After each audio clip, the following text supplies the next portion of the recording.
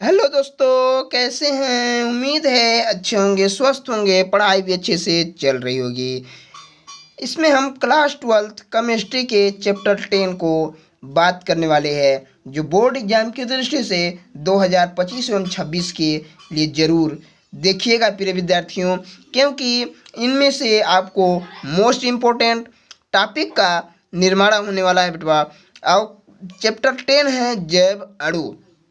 इनको हम अच्छे से डिटेल में पढ़ेंगे। जितने भी इसमें मोस्ट इंपॉर्टेंट क्वेश्चन हैं 2, 3 एवं 4 नंबर के, उनको सॉल्व करने वाले हैं। देखिएगा प्रिय विद्यार्थियों, बने रहिएगा वीडियोस पे। पहला क्वेश्चन की तरफ हम लोग आगे बढ़ते हैं। पहला क्वेश्चन है, विटामिन ए व सी हमारे लिए आवश्यक क्यों होते हैं, उनके महत्वपूर्ण स्रोत लिखिए। भैया इनको 3 नंबर में पूछा जाता है, या अलग अलग प्रकार से भी क्वेश्चंस को बना दिया जाता है इसी से। विटामिन ए के आवश्यक क्यों होते हैं, बस इतना ही पूछ देगा। अब लिखेंगे विटामिन ए का कुछ आंसर दे देते हैं। तो विटामिन ए यह हमारे लिए आवश्यक होते हैं। क्यों आवश्यक होते हैं? क्योंकि इनकी कमी से रक्तवृद्धि तथा जीरोफैथलमिया, आँख की कर्निया का कठोरपन का कारण बनती है विटामिन ए के कारण। अब स्रोत हम जो विटामिन ए के स्रोत जो जो होते हैं, गाजर खा लो भैया, दूध खा लो, मक्खन खा लो, मछली के यकृत का तेल पी लो, खा लो, अंडा की योक आदि विटामिन ए में पाया जाता है। अब विटामिन सी या सॉरी विटामिन ए लिखा गया है। टाइप करते समय थोड़ा सा भाई मिस्टेक हो ही जाता है, क्योंकि आप लोगों की तरफ से दिन रात मेहनत कर रहे हैं। तो वीडियो को कृपया करके लाइक कर दीजिए, चैनल को सब्सक्राइब कर दीजिएगा, आपसे यही विनम्र निवेदन है। विटामिन सी यह हमारे लिए आवश्यक होते हैं क्योंकि इनकी कमी के कारण स्कर्वी, मसूड़े में रक्त बहाव, मसूड़े में स्कर्वी मतलब मसूड़ों में रक्त बहाव, दांतों का टूटना, पायरिया इत्यादि आदि होता है विटामिन सी के कारण।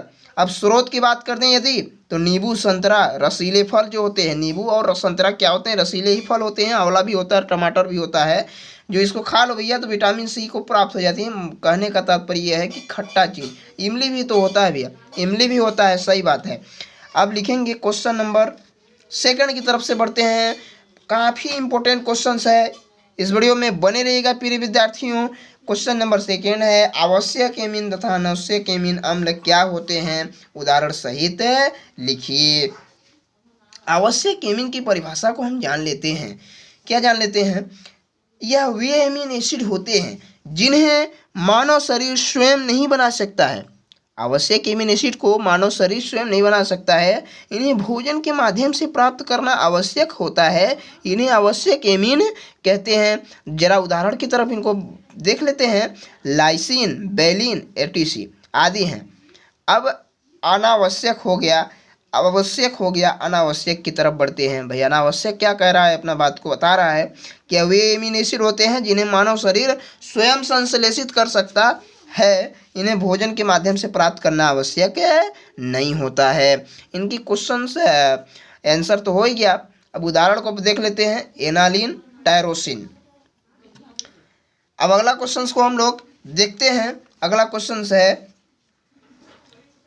क्वेश्चन, अंडे को उबालने पर उसमें उपस्थित जल कहाँ चला जाता है। सबसे इम्पोर्टेंट एनसीईआरटी बात करें तो एनसीईआरटी का क्वेश्चन है भैया, देख लीजिएगा प्रिय विद्यार्थियों। सबसे मोस्ट इम्पोर्टेंट क्वेश्चन है, इसको पढ़ के जाइएगा।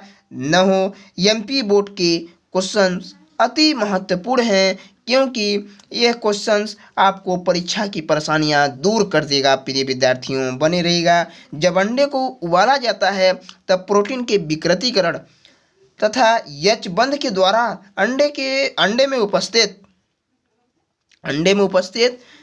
जल का अवशोषित हो जाता है, तथा यह विकृति के दौरान यह कारण विलुप्त हो जाता है। विकृति जो होता है उनके दौरान ये विलुप्त हो जाता है। इस प्रक्रिया में प्रोटीन अघुलनशील रेशेदार प्रोटीन में परिवर्तित हो जाता है।